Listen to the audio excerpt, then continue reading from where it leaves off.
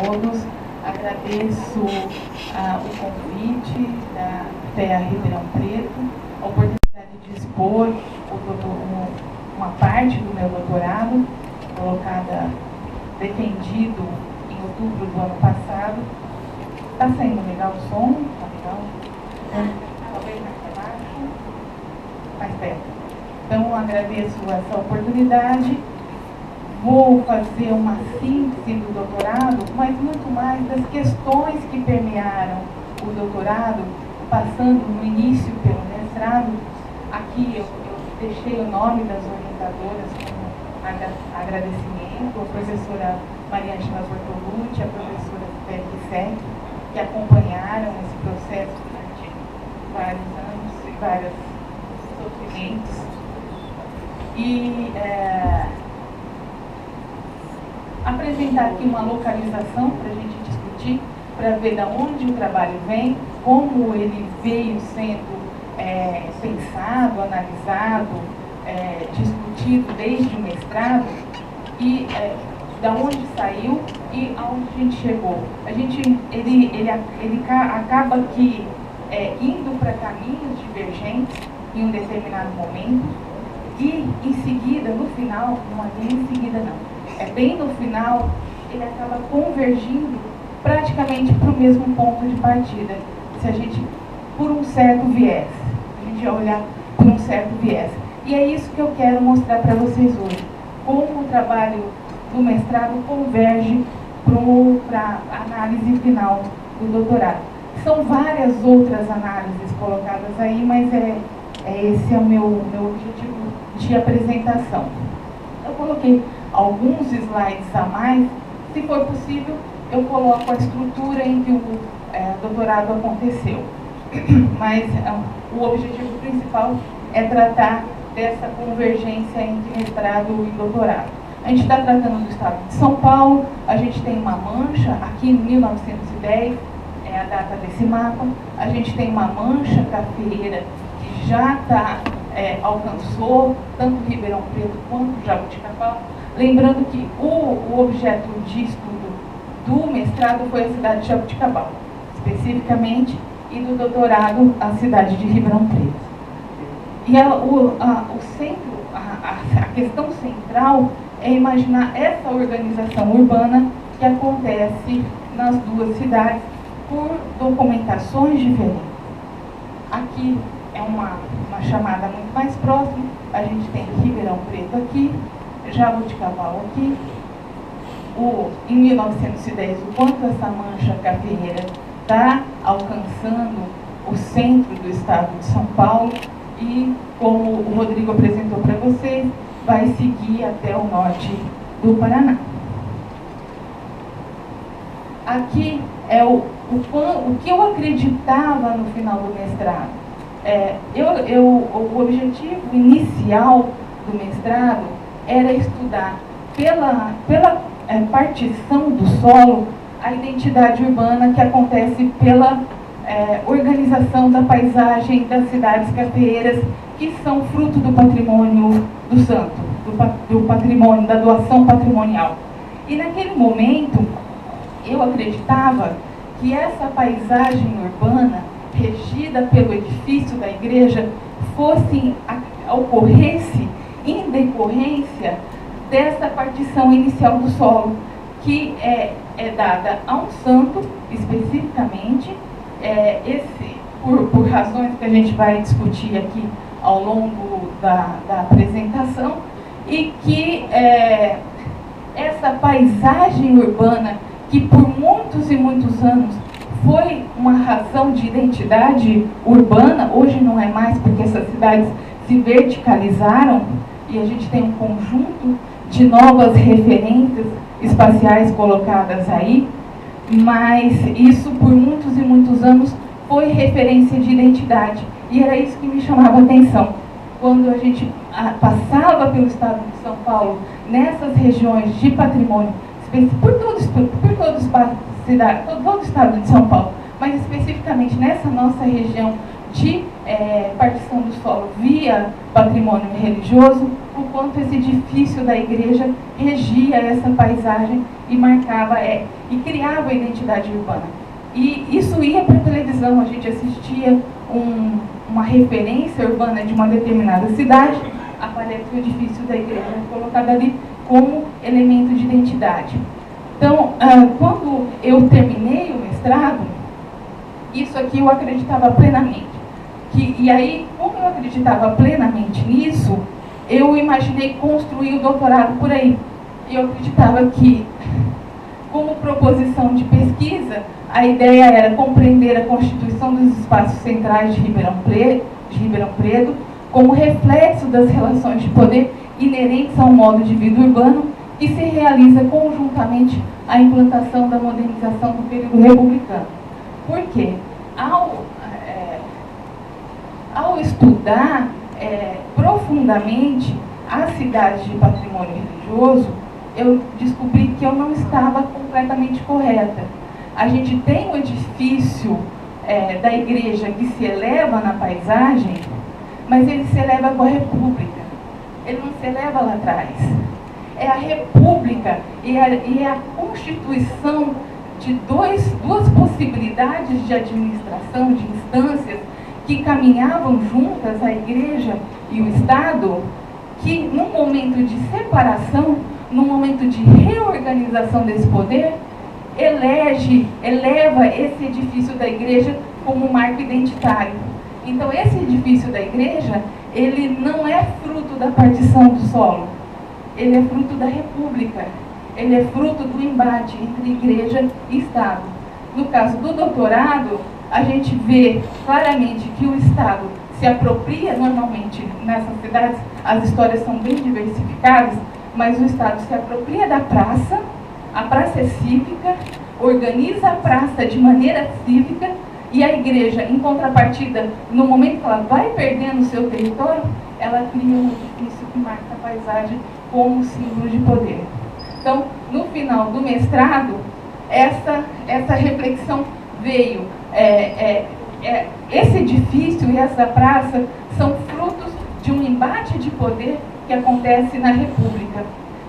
E isso aqui não vai ser contestado. A ideia que faz parte da historiografia oficial, a ideia que permeava é que essa urbanidade é republicana, que a cidade cresce com a República e que todas as instâncias urbanas e as dinâmicas urbanas acontecem com a República. Eu não vou contestar isso completamente, mas hoje, com os achados do doutorado, eu quero propor uma outra visão também. A urbanidade, ela vai além da cidade.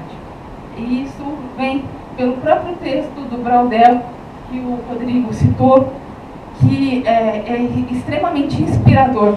As relações urbanas e as relações institucionais, elas existem antes da própria existência da cidade.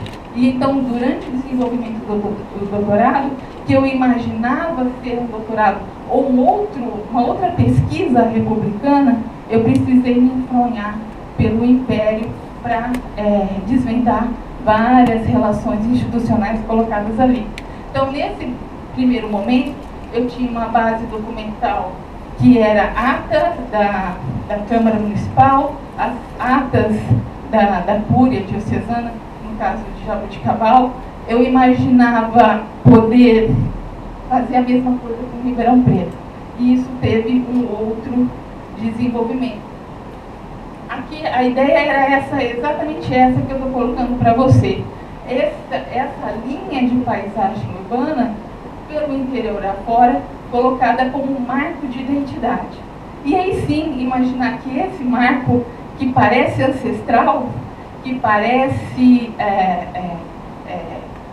mítico, que vem lá de trás, ele é muito mais republicano, ele é fruto de uma disputa de poder.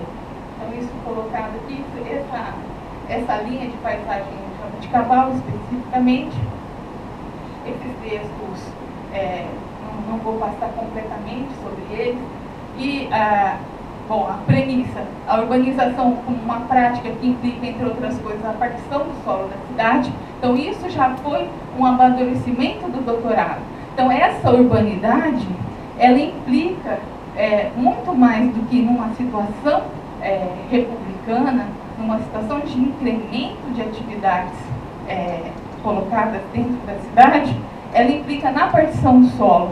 E se ela implica na partição do solo, isso me levou a estudar desde a lei de terras, como isso vai se organizando e como a constituição dessa rede urbana de São Paulo depende das partições de terras que vão acontecendo para além de 1850 com a lei de terras, e isso implica na história de Ribeirão, porque exatamente a data em que a sentença de divisão da fazenda da Barra do Coqueiro, 1856, 19 de junho de 1856, diz respeito exatamente a uma reorganização de toda a estrutura territorial para, paulatinamente, aos poucos, se adequar às demandas que virão ali até o final do século XIX e vão correr ainda pelo século XX afora. Então, o que essa urbanidade que eu passei a enxergar de forma diferente com o doutorado pressupõe? Ela pressupõe relações institucionais, ela pressupõe um aparato jurídico que vem, como o Rodrigo comentou, vem sendo organizado e dividido sucessivamente de cidade a cidade. Esse aparato jurídico precisa se aproximar da cidade. E a cidade, para se desenvolver, mesmo antes de ter um território extremamente organizado e conformado na sua estrutura, ela precisa cada vez mais ter esse aparato jurídico na proximidade, nas suas proximidades. Para quê? Para regular as questões territoriais, as demandas e as discussões sobre a posse territorial que vão acontecer a partir dessa organização da propriedade fundiária. Então, a cidade, ela se forma, e essa urbanidade se forma também pela necessidade de regulamentar esse território pelo Estado de São Paulo afora. Então, essa demanda, entre outras coisas, vai instalar esse aparato jurídico administrativo. Então, como hipótese, a gente imagina sujeitos oficiais e não oficiais que emergem em meio a essas práticas atravessadas por esse conjunto de disputas, cujo cerne seria a posse e a propriedade urbana. O que me levou a... Uma das questões que me levou a isso foi a fonte, especificamente, com a dificuldade de se trabalhar com os jornais. No caso do mestrado, os jornais em Jaboticabal foram extremamente ricos para mostrar essas disputas territoriais entre Estado e Igreja, e aqui em Ribeirão essas fontes são um pouco mais difíceis de ter acessibilidade. E pesquisando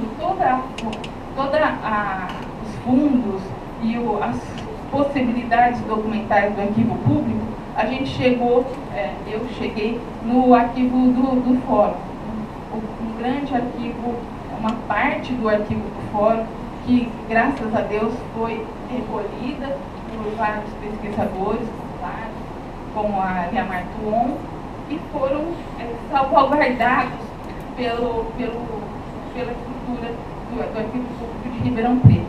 E aí eu comecei a analisar esses documentos, analisei as primeiras 12 caixas e fui descobrindo coisas às quais eu não tive acesso em Jaboticabal. Eu tive acesso a livros de tombo, a uma série de livros específicos, inclusive livros de foro, que é uma questão que eu vou colocar aqui, mas não tinha, a igreja não tem documentos para mostrar como esse aforamento acontecia.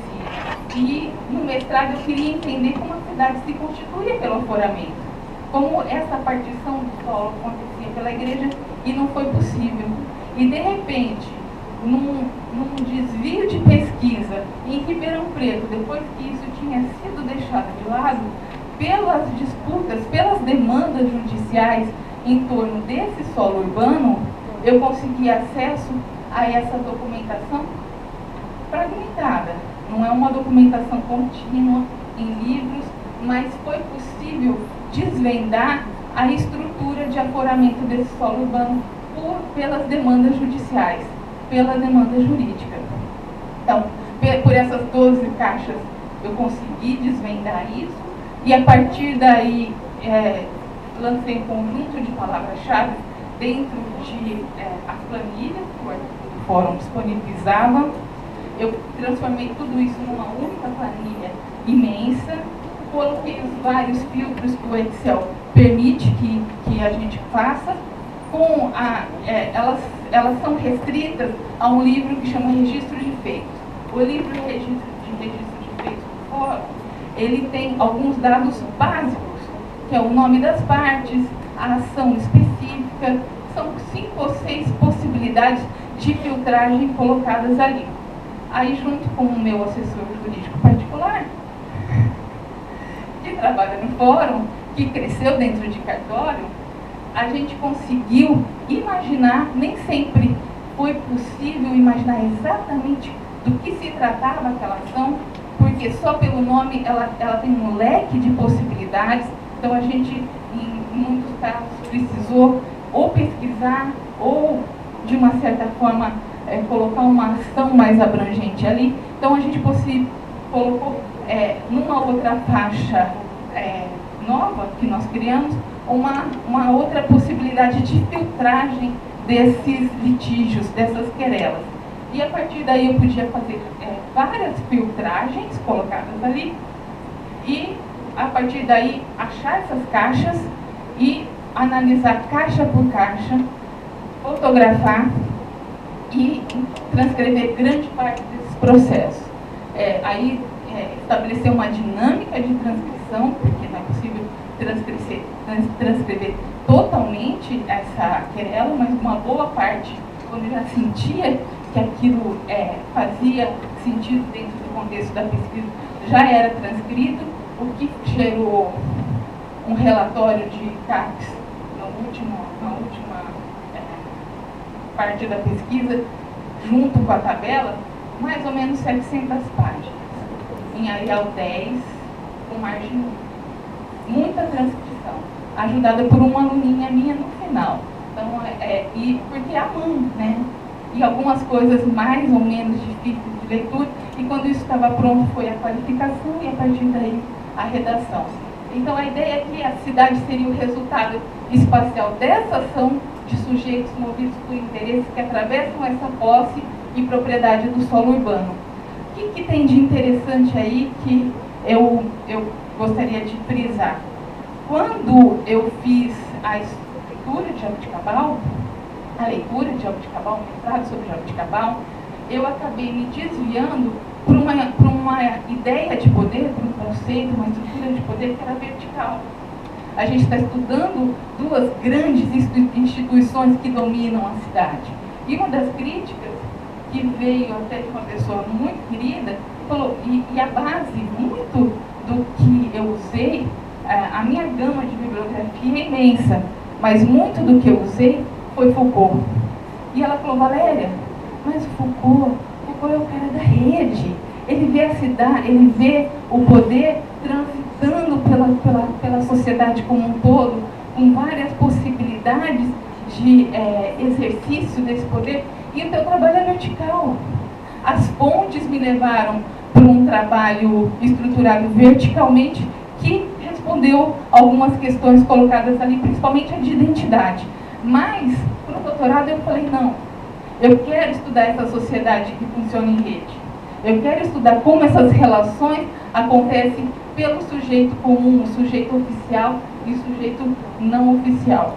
Então, essa opção documental dos litígios do fórum foram bastante ricas nesse sentido, porque é uma fonte heterogênea.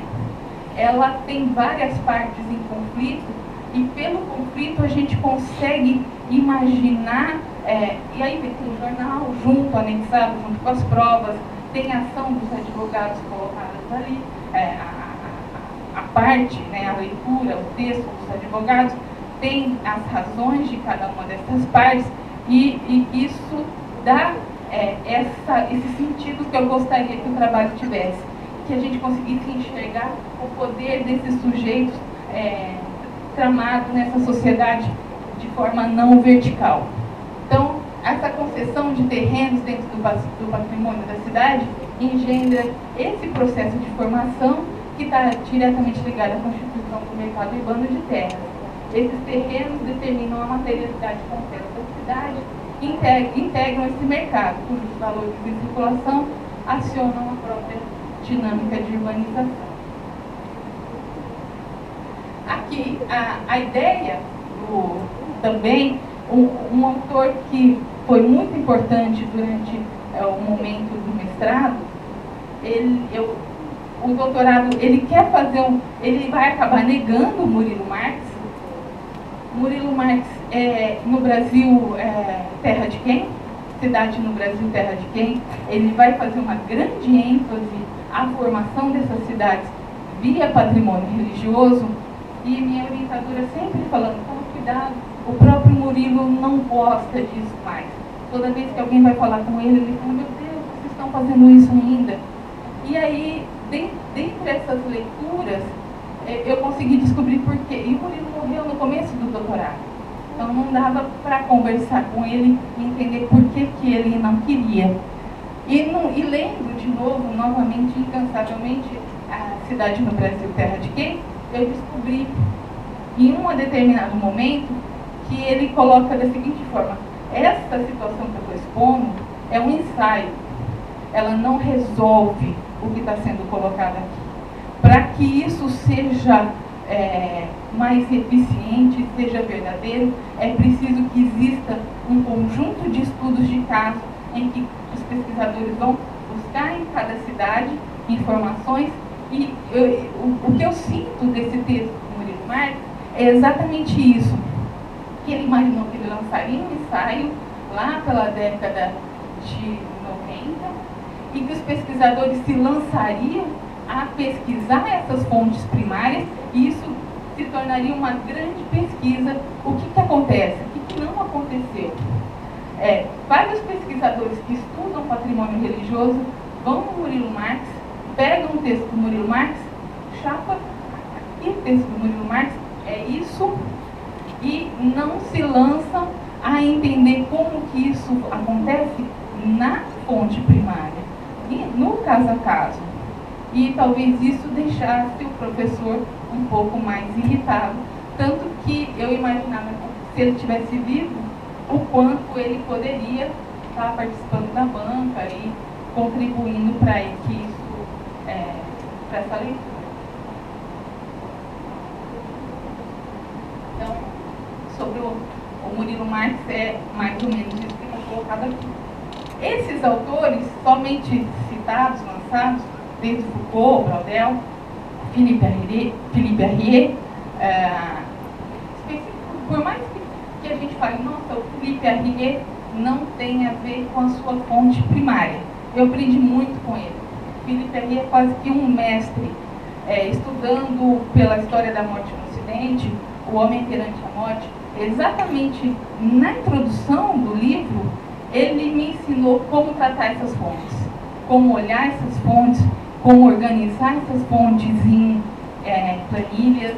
E esses autores especificamente me ensinaram a retrabalhar essas fontes primárias que são abundantes no trabalho. A estrutura do trabalho está completamente alicerçada em fontes primárias. Então, aqui no caso de Jabuticabal, especificamente, eu tinha Câmara, Missa Diocesana, jornais, e em Ribeirão Preto, pelo contrário, eu tinha muito mais os arquivos do fórum colocados, e aí a preciosidade do trabalho, achar dentro dessas querelas, dessas demandas, a certidão de aforamento e os boletos de foro. E dentro da demanda colocada ali, todo o processo de aforamento que determinava a partição do solo naquele momento, nesses momentos específicos. E aqui, mais assim, quantidades, muito mais como informação, colocada aqui, o quanto o arquivo tem disponível em relação a esses processos, em quantidade de caixas. O arquivo ele vai organizar e expor isso em quantidade de caixas, e quando eu refiz isso em planilhas, eu consigo em quantidade de processos. E aí então eu vou saber exatamente quantos processos de cada uma das áreas. O que sustentou a pesquisa foram os arquivos diversos, os processos antigos e os processos da segunda civil em menos quantidade de 32 caixas. Aqui, como eu consegui, numa leitura que é subjetiva, tá? Ela foi feita por mim, pelo meu marido junto, consegui separar a razão, né, de cada um dos litígios. A gente tem, em geral, desse grande contexto, na parte de propriedade, em torno de 14% dos litígios colocados ali dentro da esfera civil. A esfera criminal é muito complicada de se fazer esse tipo de leitura, porque a gente pode ter um crime de homicídio que não, na capa, ou mesmo na primeira fase do processo, a gente não sabe que a razão do tal homicídio foi algum tipo de propriedade, e se você vai por todo o arquivo e ler toda essa documentação, você acaba podendo puxar a razão criminal, eventualmente, de alguma querela. Então, em quantidade muito menor. E aqui, entre 1865 e 1920, do que foi pesquisado, 14% de litígios relacionados à propriedade, 30% eu consegui levantar e transcrever. Então, isso aqui em termos de quantidade. E aí vem uma grande incógnita de Jaboticabal, que fez sentido exatamente no final do doutorado que tratava de Ribeirão. Eu achei esse livro, eu tive livre acesso à Mitra Diocesana, e achei esse livro como livro de foro. O livro número 1 está aqui, aí ele está caneta, e ele começa em 1929. E eu achei isso um absurdo. Tirei 2, 3 fotos, falei, isso não me interessa, 29 está fora do meu recorte. Está acabando o meu recorte nesse momento, não faz o menor sentido, e ele vai fazer sentido no final do doutorado. Por quê? Porque ao levantar, contando, resumindo a grande estrutura do doutorado, principalmente no que diz respeito ao capítulo 2, a igreja não tem a posse desse território. Esse território do santo, ele é importante para a divisão territorial, tem toda uma estrutura ali que perpassa essa divisão territorial, mas a igreja só vai se apossar desse território com o quê? Com a república. A igreja se dá conta da importância desse território e da administração e da partição do território com a república. E aí, então, de uma forma torta, o mestrado casa com o doutorado no final. É quando a igreja se vê ameaçada de perder esse chão, que não era administrado por ela, era administrado pela Câmara de Ribeirão Preto, que ela vai se organizar. E ela se fortalece em 1893 com o regimento de fábricas. A própria estrutura lá em cima da igreja vai determinar um regulamento de fábricas para que as fábricas de todo o estado de São Paulo organizem o território da igreja. E aí eu estou falando palavrão aqui, eu preciso explicar para você. E aqui, essa parte eu quero ser bem mais rápida aqui. Fábrica é a administração dos bens da igreja, colocadas no município. Aqui no caso do município, cada município tem uma fábrica que administra esses bens territoriais, tanto que a história de Ribeirão Preto, pela leitura do Osmani em Boaba, começa com o assassinato, não do primeiro fabriqueiro, mas do segundo fabriqueiro, colocado ali Então é a fábrica que cuida dos bens do terreno. E para não me estender muito nisso, eu peço, se vocês quiserem saber mais sobre fábrica, que baixem o doutorado que está à disposição na biblioteca online da USP, de teses e dissertações, porque como eu nunca achei uma informação que me respondesse tudo que a fábrica faz, porque só você pesquisar e descobrir, a fábrica administra os bens da matriz, pode servir para resolver o problema de uma ou outra pessoa, mas não resolvi o meu. E eu deixei um pedaço de um capítulo para compreender exatamente como isso funciona. E fui lá na França do Carlos Magno, na reestruturação da igreja que acontece lá atrás, por pesquisadores franceses, puxando e compreendendo como que a fábrica, uma estrutura leiga, de nascença, vai administrar todos os bens da igreja, e isso vem para o Brasil. Né? Como essa estrutura é transportada para o Brasil e como a administração dos bens da igreja é feita por leigos. Então isso, se quem quiser pesquisar, eu recomendo que vá dar uma olhada lá, porque é longo, é complexo. Quanto tempo a gente tem? 15 minutos. É o suficiente. Aqui eu queria explicar como, como o doutorado se estrutura.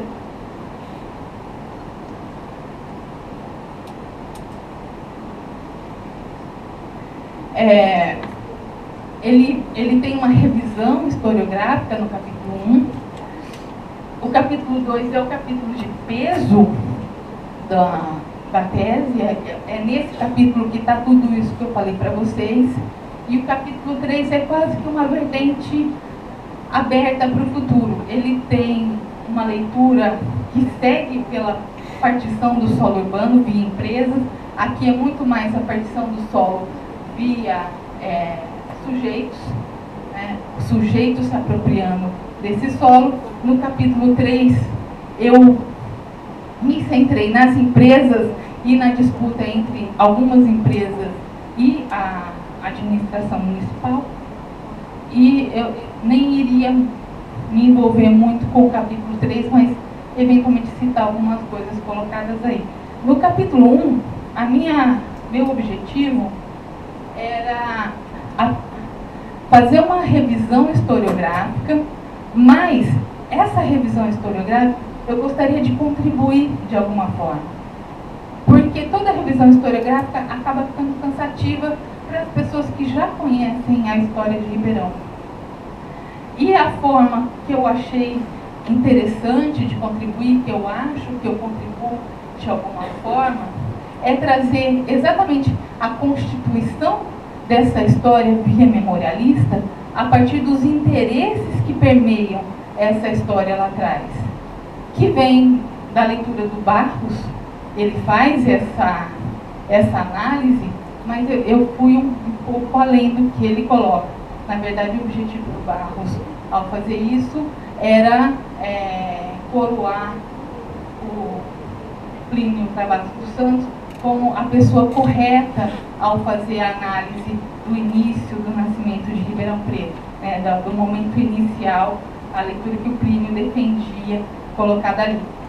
A minha leitura nessa revisão historiográfica exatamente, muito mais o contrário, é tentar levar isso para o global, trazer algumas coisas que eu já tinha do mestrado, que é a construção de uma história paulista, a construção de uma história que deseja justificar a liderança do Estado de São Paulo, que fez parte do trabalho de Jabuticabal, e colocar esses dois agentes, o Plínio Travassos dos Santos e o Eusmaninho Emboaba, dentro dessa disputa. No caso, o Plínio era o grande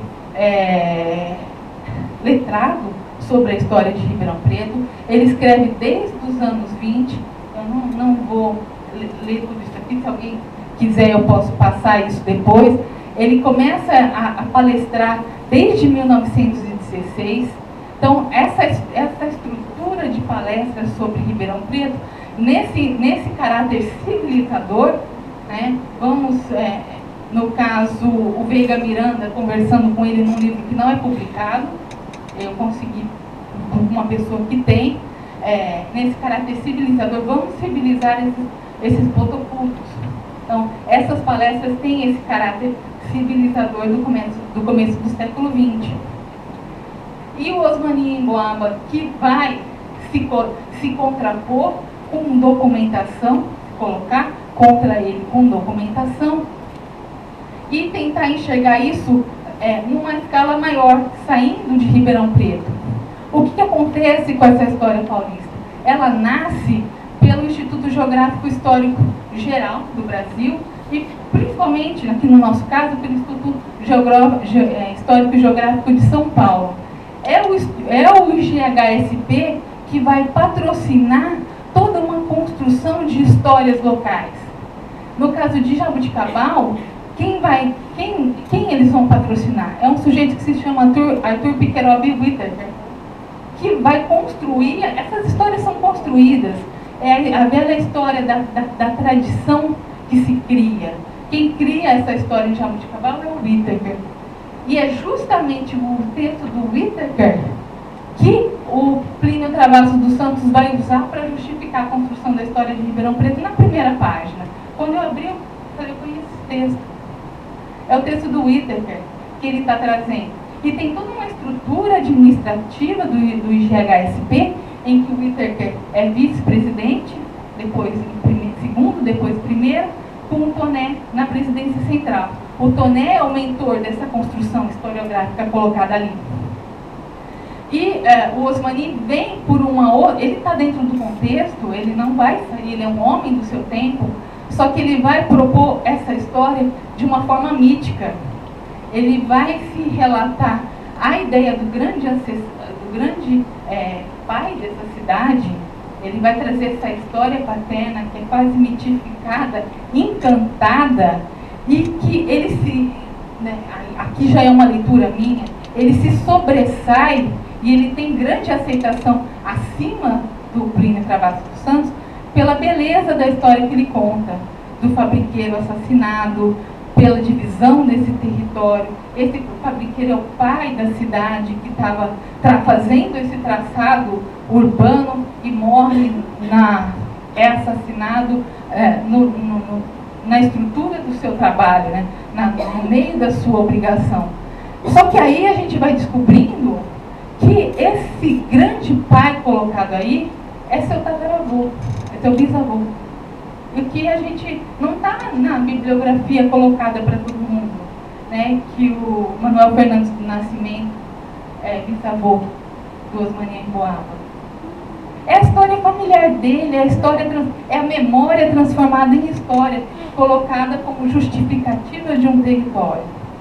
Que eu acho isso é maravilhoso, é encantado.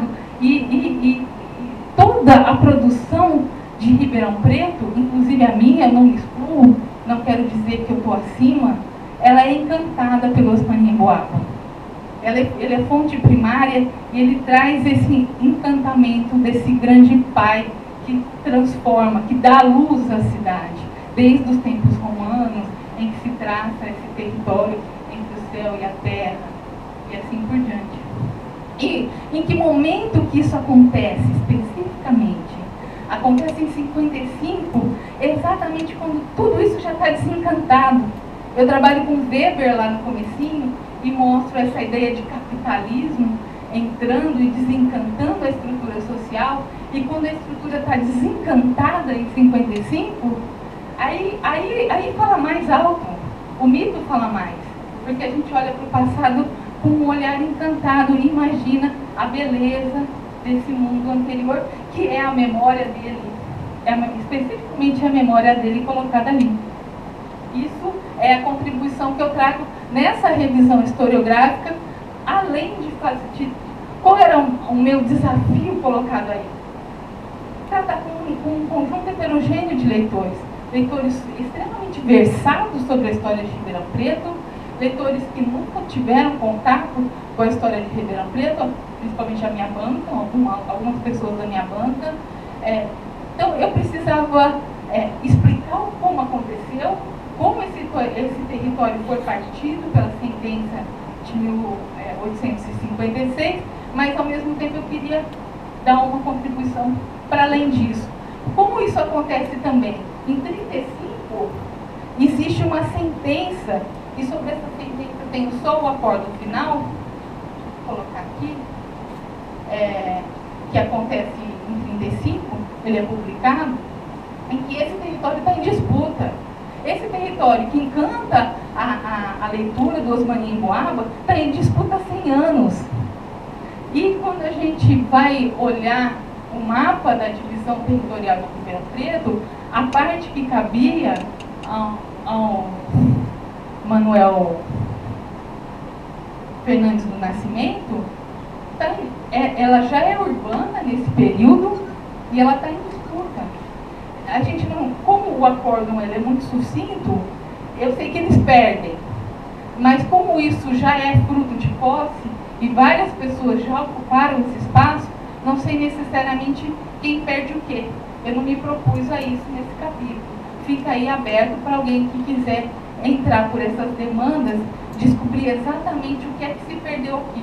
O que fica de fato é que o Manuel Fernandes do Nascimento, no momento da partição do território, não tinha nada para doar. Por isso que ele não doou. Esse território ele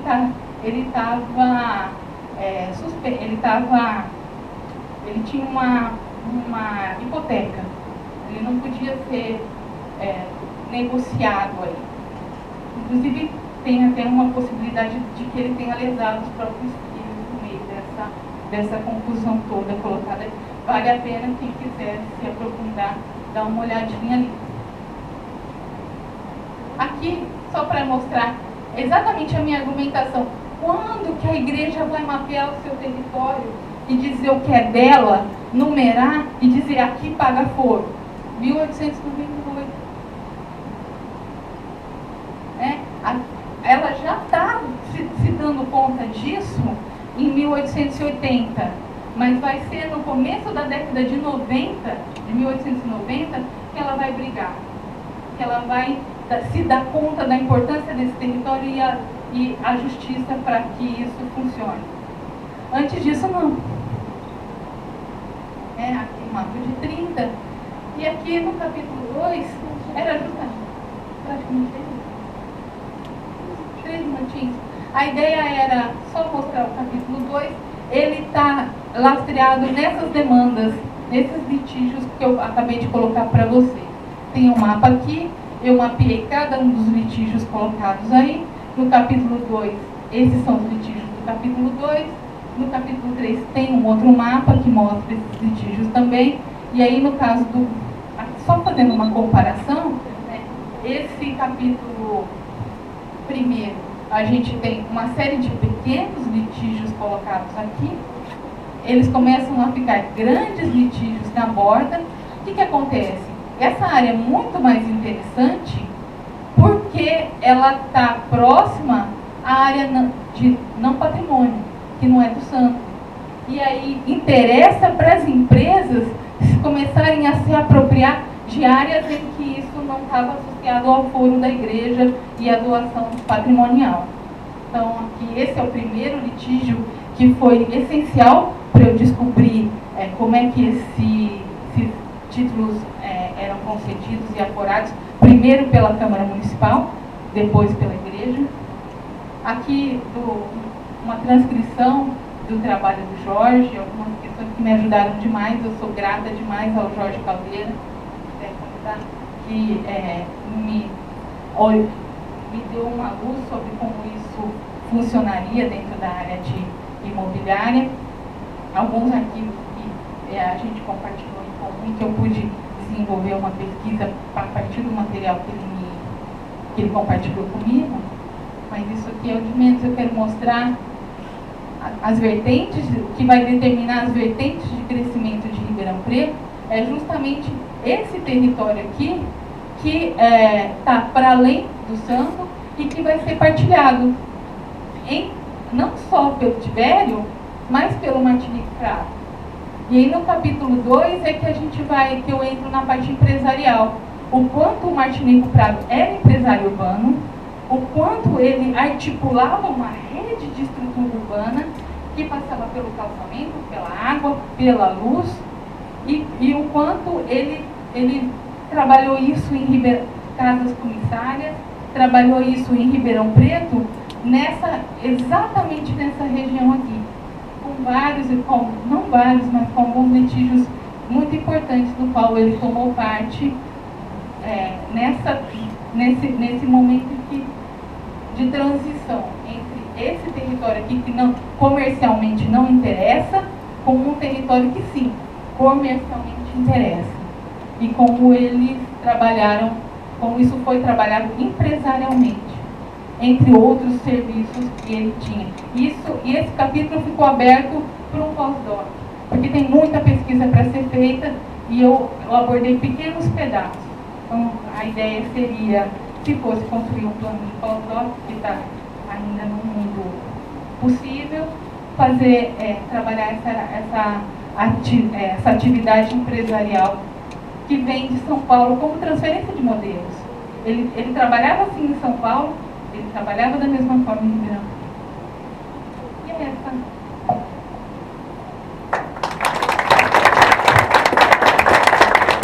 Está aberta as colocações. Alguém quer? Todo mundo muito tímido, então eu vou começar. Aí as coisas vão andar. Bom, eu vou fazer pergunta para os dois. Rodrigo é um trabalho que eu já conhecia há mais tempo. Tem duas colocações básicas, fora algumas pontuais que mais tarde a gente pode falar. Primeiro, eu queria Casabranca. Eu acho que faltou Casabranca. Eu queria ver mais Casabranca. Mas como a sua apresentação foi muito mais geral, eu vou fazer uma colocação mais geral, mais provocativa. Você falou da escola de Campinas, eu queria colocar um Fragoso nessa história. Eles não se conversam muito bem, né? Eles têm um debate, mas tem algumas coisas da forma como você me colocou que tem relações. A ideia do Fragoso, de acumulação endógena, a ideia dos comerciantes tem muita importância, transcendência do café, e a ideia também dos fatores internos, dos comerciantes, da comunidade rurais, que decotam isso no século XIX, de certa forma vai aparecer também na discussão no final do século XIX. Então, esse mundo escravista também permitia acumulações na esfera da comercialização, do efetivo, do crédito, e que essa acumulação vai penetrar em diversos setores e depois, para eles, até volta para a agricultura. Tem a ida e tem a volta. Então, como você pensa nesses dois trabalhos?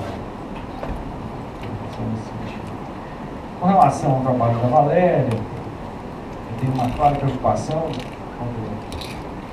não só o trabalho do Jorge, que a gente tem visto, a questão da terra mercadoria. Acho que você até falou pouco disso, acho que você deve ter mais coisas sobre isso, e a preocupação de como o solo passa a ser algo extremamente valorizado. E o século XIX é chave. Você está no início do século, a terra tem pouco valor, mas tem valor, tem estrutura de convivência, tem negociação, tem troca. Já veio do século XVI,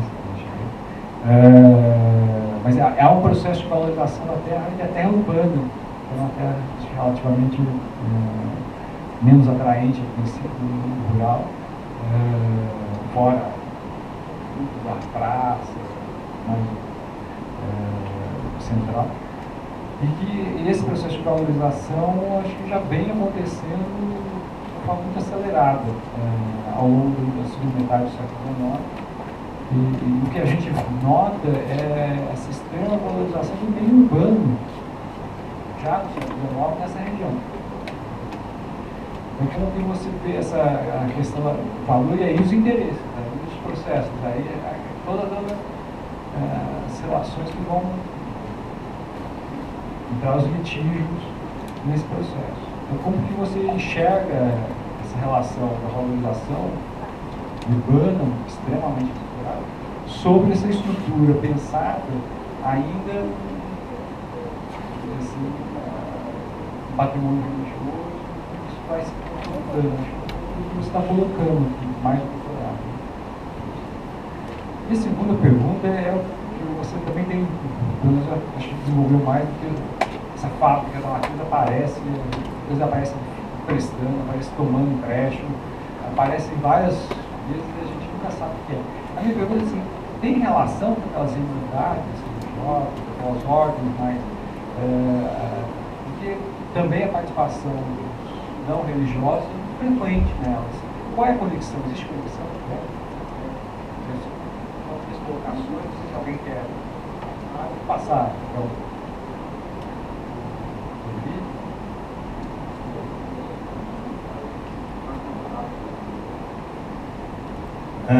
a proposta ficou de fato um pouquinho mais geral, né? São caminhos que a gente pode trilhar e de fato, né? Poderia ter focado mais Casa Branca, trabalhado mais, né?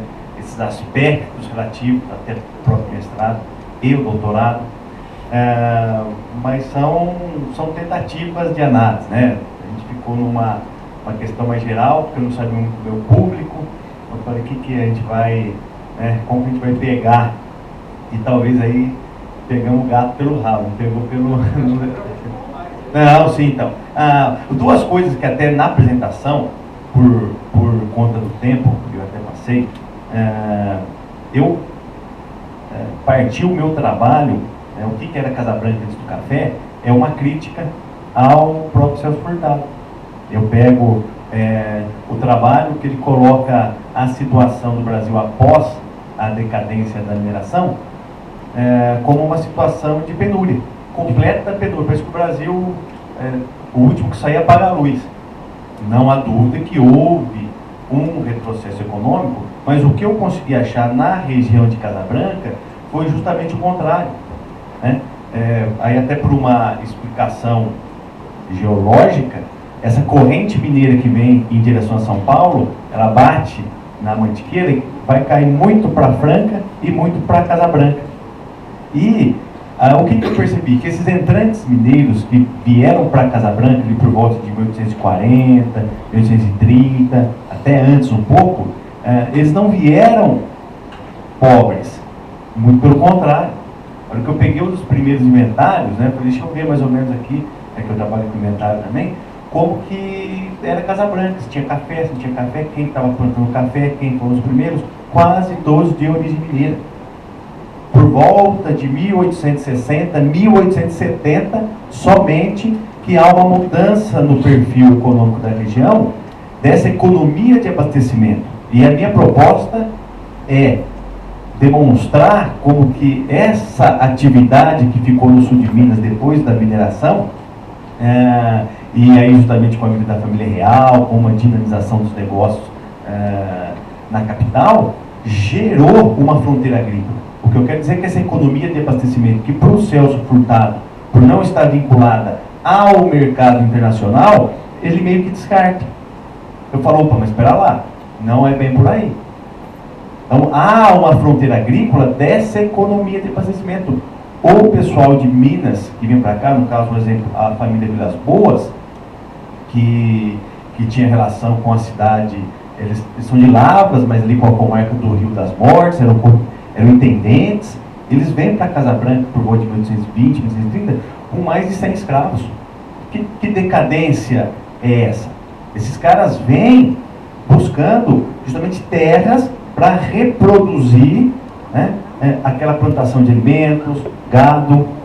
Então não é a decadência da mineração gerou um eclipse total da economia. Há processos de acumulação, né, que no fundo vão possibilitar aquela gestação da economia cafeira, e a minha crítica foi justamente essa, né? Falou, para Casa Branca tem outros elementos, no caso da economia açucareira, que a Canabrava trabalha e outros autores já trabalharam, né? Você vê que antes do café já tinha um certo dinamismo e tinha uma acumulação anterior, que aí a gente pode, né, até entrar já nessa questão do Fragoso e da Escola de Campinas, né, que chama atenção para isso.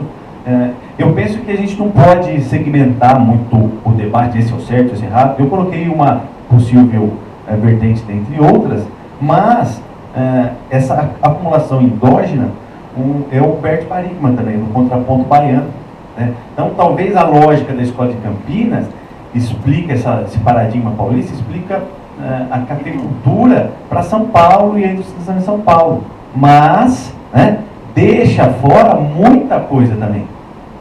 Não é uma visão, vamos dizer, com 100% de eficiência, né? Ela tem buracos.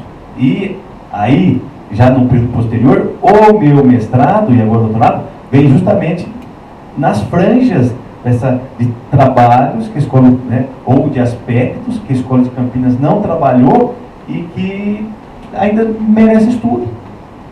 Uma crítica, né, que eu tenho à escola de Campinas, eles todos estão olhando aí a questão como que o café virou, como que o capital cafeiro virou indústria, como que a acumulação do café virou indústria, mas tem muita coisa, né, muito capital cafeiro serviu justamente para financiar mais café.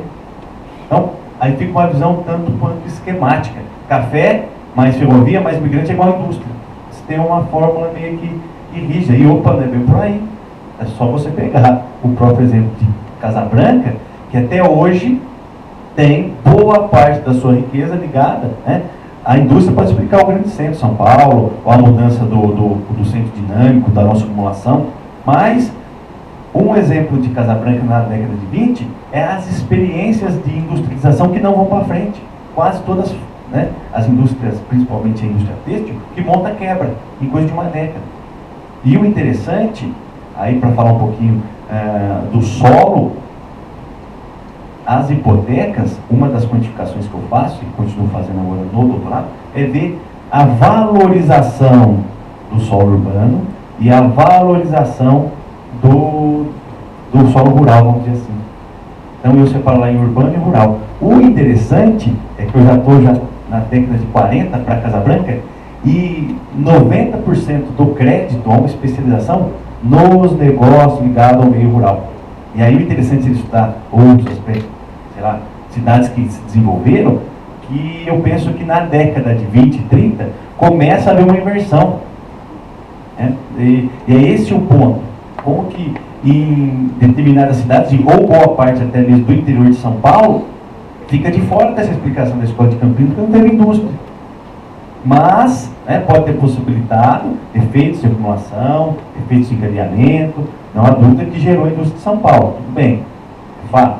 Mas, e aí, como que você explica a história das cidades que não se industrializaram? O capital cafeiro lá foi para onde? Gerou o quê, né? Então, eu acho que aqui, né, ainda mais numa explicação rápida, a gente deixa muita coisa de fora, né? A gente poderia dar um curso, pegar esses aspectos, ver essas formações econômicas regionais, ver como que isso pode se pensar.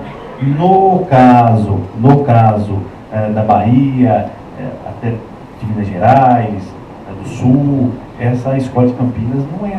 Eles forçam muito a barra para explicar uma acumulação de capital onde não tem café. Aí, talvez a explicação não serve. Aí a gente não pode ajustar. Aí seria mais um estudo de fontes, buscar realmente outros modelos, outros parâmetros, para tentar entender determinados casos. Eu penso que para a economia cafeira em si, tem contribuições, mas tem flancos. A escola de Campinas tem flancos, e eu tentei aproveitar um desses flancos. Enfim, a gente vai buscando sempre evoluir. Eu acho que no fundo é tentar, de alguma forma, tecer, né, aí uma trama que dê conta, né, da totalidade. E não é fácil. Eu acho que são explicações. No caso do Fragoso, eu uso também, principalmente a Guida Linhares. O pessoal acho que tem contribuição importante, contribuições importantíssimas, principalmente para esse período posterior ao café, tá? De um processo de acumulação endógena mesmo, que está ligado, que não tem o centro dinâmico do mercado interno, mas está ligado às correntes internacionais, não tem a mesma força do café, mas tem importância, contribuiu. Só um dado interessante que vi agora, quando eu fui apresentar um artigo, acho que foi numa ABPHE, era Entrantes Mineiros e o Financiamento da Cafeicultura Paulista, que eu fui demonstrar como que boa parte daqueles cafeicultores da região de São João do Boa Vista, São José do Rio Pardo, Casabranca, Palmeiras, são pessoas ligadas ao sul de Minas.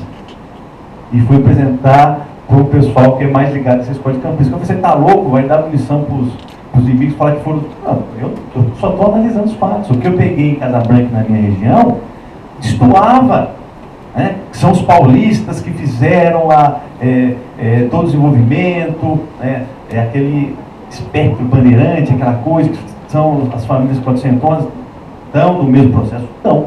Mas são famílias, né? Esses entrantes mineiros, para generalizar aqui, são várias famílias, tem diferentes estratos, esses caras tiveram na linha da primeira expansão do Oeste Paulista, financiando a cafeicultura ou transferindo a riqueza dessa economia de abastecimento, né, que até então não tinha espaço.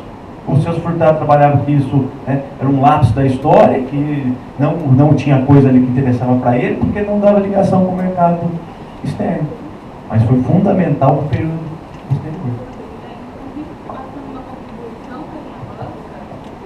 Do Paulo Marins, que é estudioso, ele colocou que são sujeitos urbanos, são empresários urbanos, não são agricultores. Eles têm vida urbana, uma estrutura de vida urbana transplantada para cá. E aí essa urbanidade que eu mesmo me contradigo do doutorado para o mestrado. Essa mineridade também acontece no Vale do Paraíba. São duas levas de mineiros, né? A primeira lá e a segunda para cá. É um processo muito parecido. Os Teixeira Leite, Vassouras, tem várias famílias que passam. Então, um estudo que eu penso aí que a gente tem que trilhar um caminho árduo, que é as fontes. Eu fiquei espantado com o tanto de fonte que você levantou, e o trabalho do historiador, ou enfim, do cientista social como um todo, ou daqueles que trabalham com as ciências humanas, ou com as ciências exatas também. Eu acho que essa ancoragem na documentação, eu acho que ela é fundamental. O Brudel ia passar férias na Itália, e ele fez todo aquele modelo que ele criou, também com crítica, enfim, mas pesquisando os arquivos dos italianos, mercadores, ele ficava em Veneza, ficava em Gênova, ficava em Florença, pesquisando, né? Então, quer dizer, parte de uma localidade específica, mas aí consegue criar, né, toda uma teoria do primeiro capitalismo, ou daquele capitalismo ligado à Itália, enfim. Mas só para dizer da importância que tem as fontes.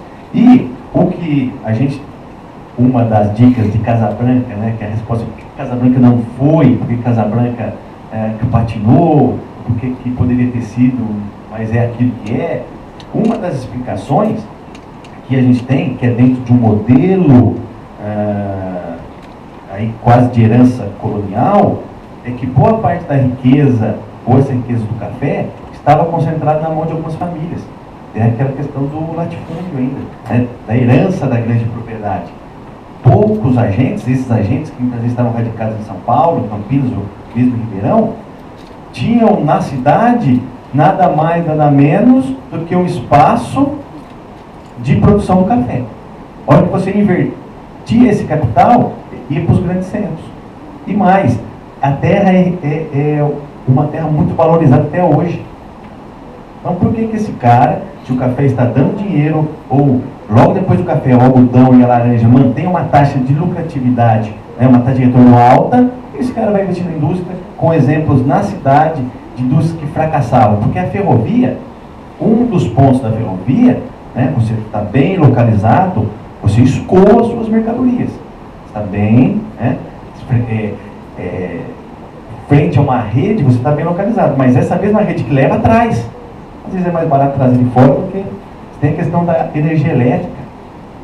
E em Casabranca foi a segunda cidade que traz lá a companhia paulista, enfim, agora não me fugiu o nome, mas era carvão, era muito caro para você manter uma fábrica, a fábrica com aquilo não ia. Você não tinha o fornecimento de energia elétrica até na década de 30 para as casas. Tem reclamações lá junto à Câmara e tal. O pessoal fala, falta luz, a minha geladeira pifou, o açougue não sei o quê. Então, quer dizer, como vai tocar uma indústria?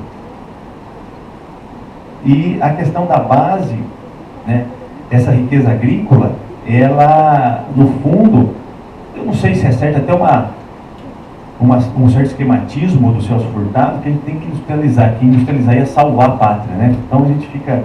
E muitas vezes a riqueza agrícola, ela sustenta aquela sociedade, com a sua concentração de renda, enfim, com os seus desníveis, mas mantém uma cidade. E essa transferência de capital, muitas vezes, quando acontece, são famílias que estão em Campinas, em São Paulo. Então aqui, é lógico, eu estou sintetizando também, mas são ideias. E o que eu estou me deparando no doutorado agora é justamente como já, mesmo com a mudança do centro dinâmico, né, que a cidade crescia, ou que a indústria crescia, ainda em Casa Branca, na década de 40, 90% da riqueza ou dos empréstimos estão vinculados ao meio rural. E parece que Ribeirão, na década de 20, tem uma mudança, Campinas, na década de 20, tem uma mudança. Né? Porque aí é tentar entender, né? Precisa de mais trabalhos. Eu estou concluindo o doutorado, tem mais um ano ainda. E eu estou tentando me solucionar, né, essas encruzilhadas, que caminho que eu vou tomar. Então, acho que é isso. É isso. Com relação à pergunta do professor, realmente, essa terra urbana, ela é mercadoria. O interessante é imaginar, isso eu estruturo no capítulo 2, o quanto, a diferença de titulação, o quanto isso vai ser acomodado pela legislação, porque a Lei de Terras de 1850 ela não resolve, ela vai ser regulamentada em 1854. Essa regulamentação não dá conta de todo esse aparato que precisa ser legalizado, e uma série de decretos e outro nome que agora me fugiu, vão sendo lançados quase que anualmente.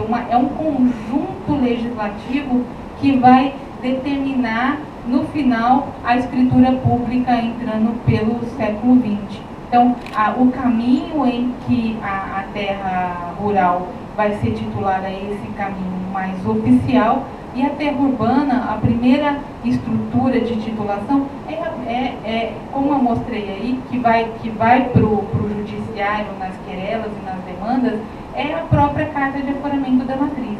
É essa primeira escritura pública que vai ser usada para comprovação de propriedade. E o que acontece aí? A gente tem um mercado invisível que nunca foi quantificado. Esse mercado de terra, o que acontece com nosso momento jurídico? A gente tem uma estrutura jurídica se organizando com a República, e isso, lá no final do século XIX, esse aparato institucional vai poder quantificar em estatística uma série de coisas, só que antes disso, esse mercado está invisível, mas ele existe. Existe um título e principalmente nos momentos iniciais da pesquisa, 1878, 79, 80, são esses títulos que vão para o judiciário, os títulos da Igreja Matriz e da Fábrica. Então, é quase que a gente olhar para um mundo que não se enxergava antes, e que, obviamente, esse tipo de título não vai ser tão forte para a questão hipotecária, mas ao longo da República a gente já vê, preferencialmente pelos seus artigos, pelos levantamentos, não tenho a quantificação, mas eu fiz isso no doutorado, o quanto os imóveis urbanos eram mais interessantes para a hipoteca. Porque o imóvel urbano, o capitalista, o agricultor, ele pode, o plantador de café que seja, ele pode prescindir num determinado momento se ele perder algum tipo de demanda judicial. Já o imóvel rural, ele não pode abrir mão disso, e nem o credor se interessa por esse imóvel rural, porque ele demanda uma série de trabalho e de assessoria para cuidar dessa fazenda, para vender, para partir, que o imóvel urbano não demanda. É mais factível. Então, esse imóvel urbano, ele é mercadoria, sim. Essa é a questão. Por isso o título do trabalho, do santo ou de quem? O santo é o grande mito que nos encantou durante 100 anos. A história que o Osman Embomba conta e que nos encanta, mas o capital está por trás disso. Com relação à fábrica, na Europa os leigos eram dessas irmandades, sim, foram eles que administravam como leigos. No Brasil, não. E quando eu fiz essa pesquisa, e está lá no doutorado para quem quiser dar uma olhada, eu fui pesquisar os juristas antigos que estão disponíveis nas bibliotecas, em quantidade nas bibliotecas online do Congresso Nacional, do Senado Nacional, são várias, eu não lembro todas de cabeça aqui agora. Teixeira de Freitas, isso exatamente não está no Teixeira de Freitas, está em outro, e vai me fugir se alguém quiser, depois eu posso pesquisar e passar. E eu fui a fundo nessa documentação para descobrir que, até um determinado momento, o fabriqueiro é funcionário público. Ele está a serviço da coroa. Sim. Sim. Essa a questão. Esse fabriqueiro que o Osmani Emboaba conta a história para a gente, ele está depois disso. Então, são sujeitos que assumem essa administração em um momento em que a igreja já está se organizando como estrutura institucional à parte do Estado. Mas até um pouquinho antes o fabriqueiro é funcionário público. Oi. Rodrigo, você acha que tem como especular a respeito das motivações desses mineiros, ou referente à parte da geografia física daqui, ou por justamente compactuar também com essa visão de sair, né, do interior e sempre se voltar para o mercado internacional, aproveitar esses meios? Ou seja, por que não continuar em Minas e fazer essa nova fase econômica ali, né? É justamente uma questão, se a gente pensar nessa atividade que os mineiros tinham como algo dinâmico e capaz de tanta acumulação que gerou uma fronteira agrícola, então eles vinham para expandir um negócio que já estava dando certo. O território de Minas ficou pequeno, esse que é o ponto. Depois da mineração, você tem a vida da família real e uma série de eventos que fazem, boa parte daqueles que estavam dedicados às minas, que todo mundo quebrou, por mais que acabou o ouro, muita riqueza se preservou. Esse que é o ponto que ainda merece estudo. Então você tinha uma conexão dessa região e do sul de Minas principalmente, e até o sudoeste, mas do sul principalmente, ligada ao abastecimento da corte. Essa atividade foi tão dinâmica, né, que gerou um desenvolvimento econômico capaz de ter uma marcha. Eu tenho um capítulo que eu intitulei Rompendo Fronteiras, a marcha da economia de abastecimento sul-mineira rumo ao território paulista. Isso antes do café, isso antes, né, de 1850 para Casa Branca. Então esses caras vinham, não era por café, buscando o café. Errado, vinha para dinamizar uma atividade que existia, e até então os grandes clássicos desprezavam, né, porque estavam eles se preocupavam com o mercado externo. Isso é uma atividade menor, isso não gerou nada. Mas eu tenho famílias lá que eu consegui acompanhar na década de 20 para o Continentário, né, a primeira mulher morreu em 20, a segunda morreu em 1840 e o cara morreu em 1880. Então você consegue ver dentro de uma mesma família a transformação da riqueza. O cara que tinha tropa de mula, o cara tem ações na Mogiana. O cara que tinha lá milho tal, o cara passa a ter café. Então, essa questão, sei lá, né, eu penso aqui um certo mimetismo, mas precisa de estudo, né, para a gente não criar essas visões gerais, para a gente não criar... lógico, tem que ter a visão geral, né, não tem dúvida, mas acho que a especificidade, estudar uma cidade, estudar determinadas regiões, contribui, acho que avança o debate, acho que põe mais luz. E um ponto interessante, você falando das hipotecas aí, o estudo da hipoteca para a região de São João, eu consigo ver uma dinamização onde o solo urbano, na década de 20 e 30, né, e São João hoje tem perto de 100 mil habitantes, tem um boom. E parece que as cidades que não cresceram, ainda na década de 40, Os negócios ligados ao rural é muito maior.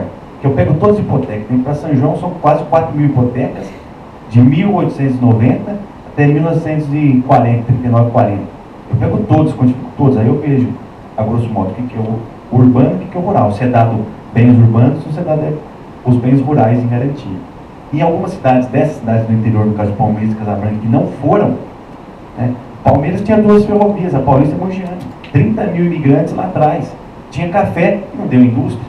Então, o paradigma paulista, né? O paradigma da escola de Campinas já não ajuda tanto.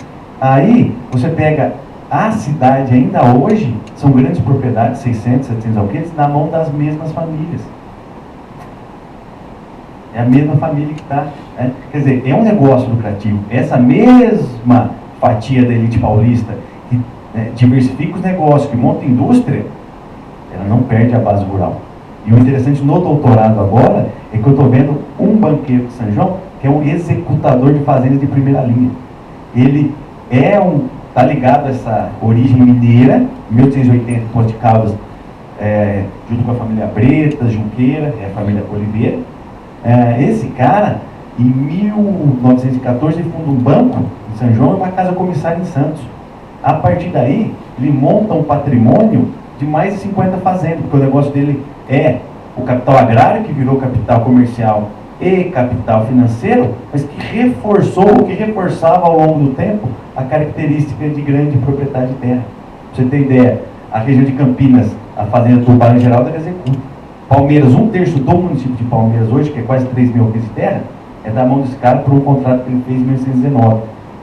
Então, são esses novos enfoques que contribuem para tentar entender por que esse cara não deu esse salto, ou ele não completou essa travessia totalmente para o meio urbano. Esse cara se ancorou. Até a região de Jacarezinho, que é no norte do Paraná, esse cara tem terra em Catanduva, Campinas, Amparo, São José, Santa Cruz do Rio Pardo. O cara pega toda a faixa, e o negócio dele, que a família até hoje tem, são negócios ligados ao meio rural.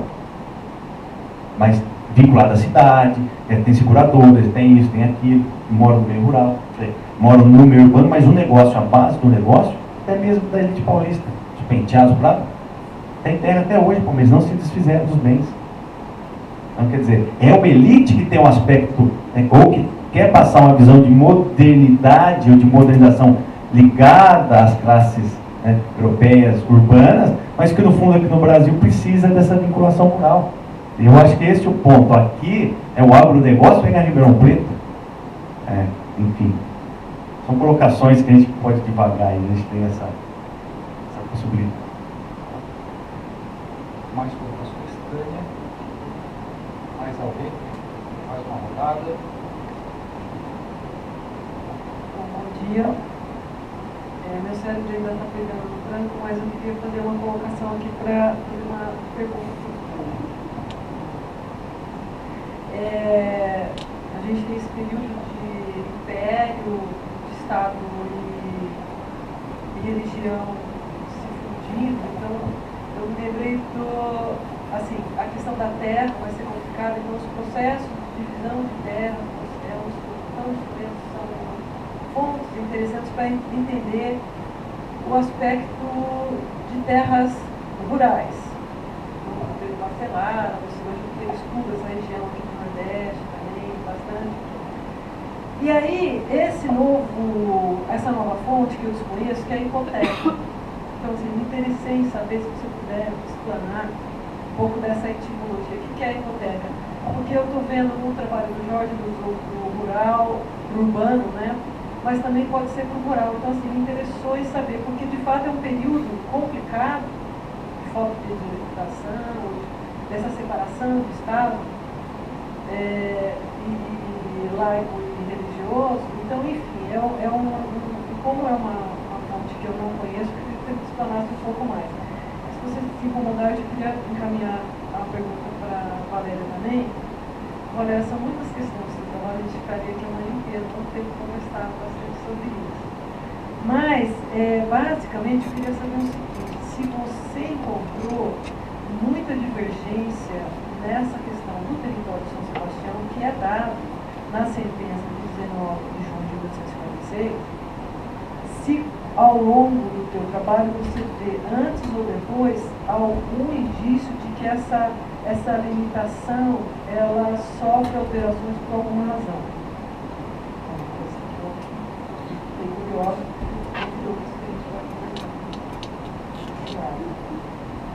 Bom, acho que o Renato Marcondes pode entrar no debate, é um dos pioneiros aí do estudo de hipoteca, e os nossos trabalhos vêm, né, tentando contribuir para outras regiões, e eu penso que a hipoteca, ela é uma... Tem trabalhos agora já na USP, me fugiu o nome, é o Rovaron, que é um garoto que está estudando a publicidade da terra pelas hipotecas. Então, por falta de um sistema legislativo, ou de sistema normativo, que desse de fato o que era terra, o que a terra é o seu pedaço, o pedaço do outro, você criava a publicidade da terra e um título de hipoteca muitas vezes garantia a sua posse, porque você falava, tem a fronteira com o ciclano, com o beltrano, então isso cria uma certa identificação daquele território como o seu e não do outro, nem do outro, nem do outro. Ele vai vendo como que isso, ao longo de 1850, 1860, principalmente a década de 60, que cria essa legislação, mas de 70, 80, a terra passa a cada vez mais ser sucintamente, não, minuciosamente detalhada. Então, se antes era sucintamente a terra, a propriedade do fulano de tal, já com a evolução, principalmente dessa economia cafeeira, principalmente para o sul de Minas e para a região aqui no Nordeste de São Paulo que ele estuda, ele começa a ver que os contratos começam a ter uma clareza muito maior, até mesmo dando marcas, assim, a cachoeira tal, o riacho tal, a árvore tal, é muito bem delimitada a hipoteca, que às vezes é reconhecida pelo banco, que tem todo um aparato jurídico para julgar se depois essa terra é sua ou não é. Muitas vezes eles lançavam, isso foi o Rovaron me passando aqui, lançavam um título de hipoteca, ou tentavam uma hipoteca mesmo, não precisando de dinheiro para legitimar a terra. Entendeu? Então, são mecanismos que a gente não tem muito bem explicado e que ajudam. Um outro ponto interessante, o que seria essa hipoteca? Eu estou preocupado com o financiamento da capicultura, com crédito, da onde veio o dinheiro que financiou o avanço dessa margem, dessa fronteira agrícola.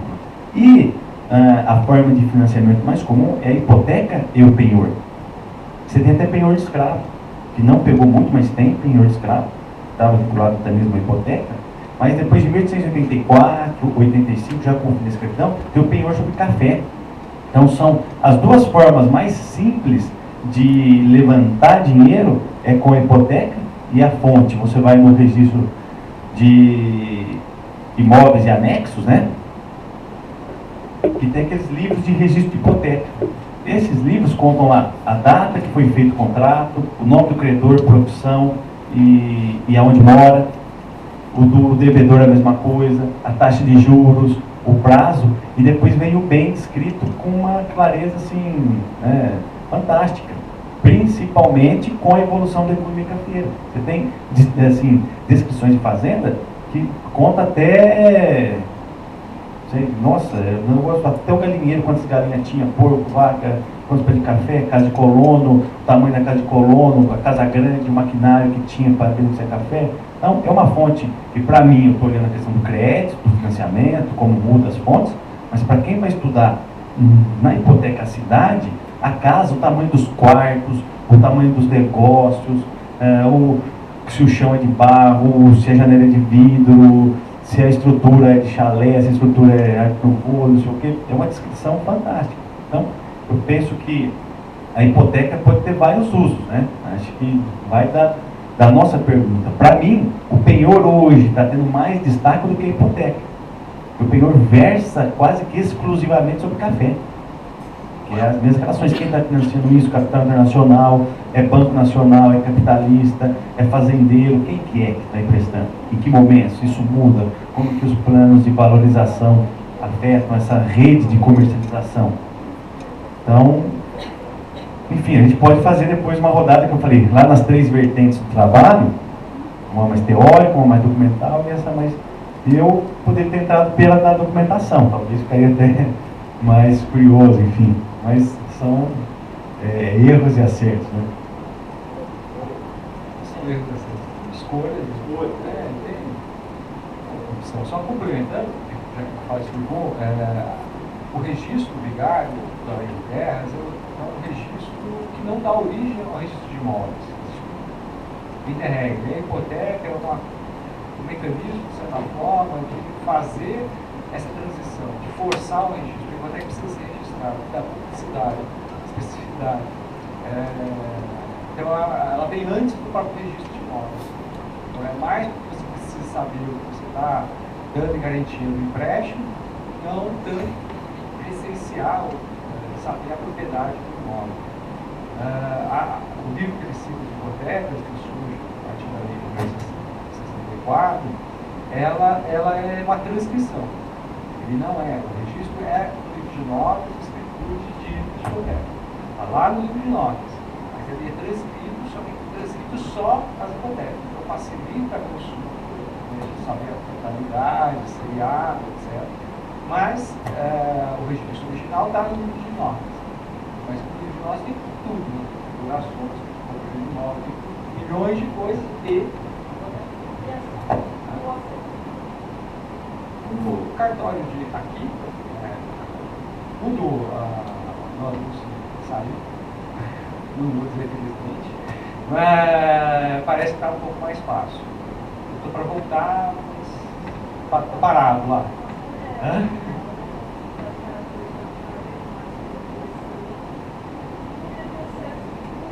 É um documento público, mas o acesso não é tão facilitado. Concordo realmente. Talvez esse cabe na lei.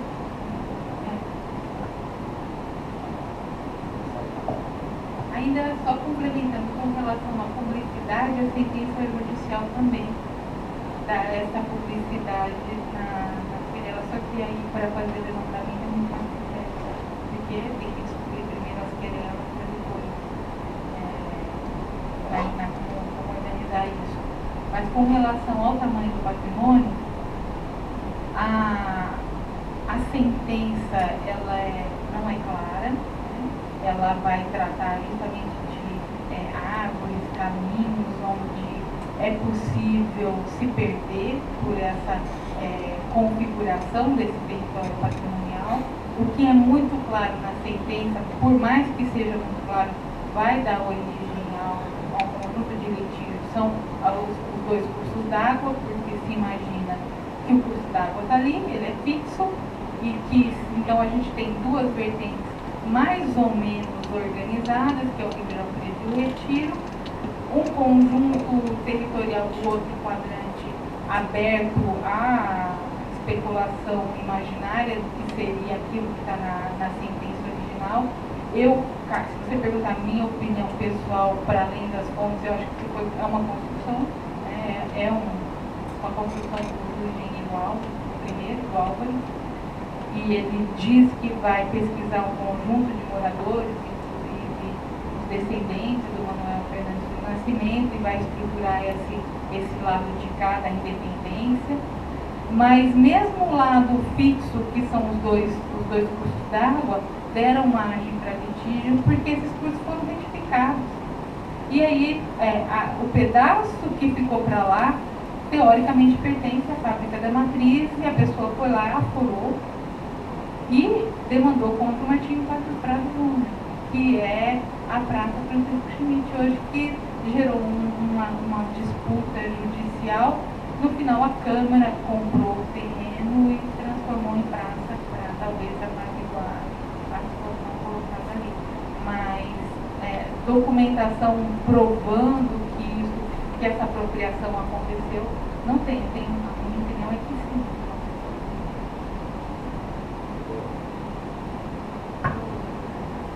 Só a título de curiosidade, na pesquisa que eu fiz em Palmeiras, São João e Cana Branca, só para Palmeiras, que era um cartorário novo, mocinho também de direito, tal, tudo certinho, pediu autorização, me fez pedir autorização para a juíza para poder pesquisar. Em São João, em Casa Branca, eu cheguei, me apresentei como doutorando, o pessoal pediu documento, fui muito bem recebido e eles abriram espaço, falaram, ó, só fotografia que eles não gostam muito de ti, tem que ser tudo copiado à mão. Então, você tem que achar uma fórmula, e a fórmula que eu achei é sentar, pegar um caderno e começar a copiar, achar uma fórmula que tem no Excel, mais ou menos como você vai lançar esses dados, sentar e começar a copiar. Aí isso leva 2, 3, 4 meses diariamente levantando fonte.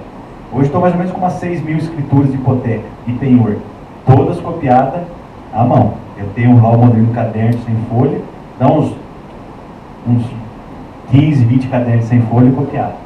E não tem jeito, você tem que ter tempo, tem que ter dedicação, às vezes copiar, selecionar, achar um mecanismo que facilite a pesquisa, porque não é fácil. Né? E aí a fórmula mais tranquila que eu achei é uma folhinha, né, vamos dizer assim, uma ficha que já automaticamente, da forma que eu ia copiando, depois eu tenho uma etapa, que eu estou nessa etapa agora, para lançar isso no computador, na planilha do Excel. Então, da forma que eu copiei, já é a forma que eu vou lançando. Aí fica mais fácil para trabalhar.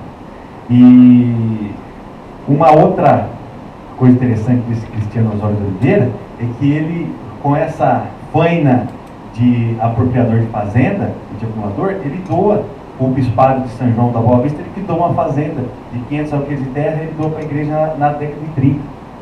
Então, essas relações, mesmo lá hoje o bispado de São João da Boa Vista é uma fazenda doada pelo Cristiano Osório de Oliveira. Já um empresário, né, com uma racionalidade ou com uma mentalidade capitalista, mas que ainda, né, tem aquela questão das permanências, esse catolicismo, que está ligado à igreja, à doação do patrimônio, à doação da hora da morte, toda essa coisa. Então é muito interessante. É um sujeito que até mudou depois da qualificação o meu doutorado, que seria a questão do crédito mais geral, agora vai ser a partir do Cristiano Osório, vai ser o estudo do sujeito. E depois dessas vinculações com a sociedade, com o meio, claro. Mas são implicações que a gente acaba tendo aí ao longo da pesquisa.